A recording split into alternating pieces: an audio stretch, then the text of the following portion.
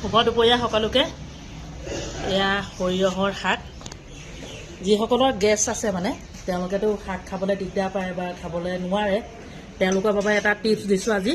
মোৰ ভিডিঅ'টো চাব, মানে ধৰক আৰু এঘণ্টামান পাছতে আপোনালোকে মোৰ ভিডিঅ'টো পাই যাব, মানে 4টা বা 5টা বজাৰ পাছত পাব। আৰু এইখিনি হৈছে উৰহি দুপৰীয়া ধুনীয়াকৈ লৈ লৈছোঁ। এতিয়া ভগৱানকে চিন্তা কৰি খাই দিছোঁ আৰু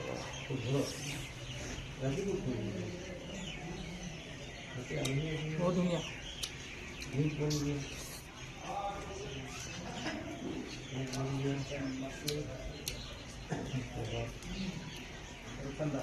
সৰিয়হ শাক পিটিকি পিটিকি লৈছোঁ।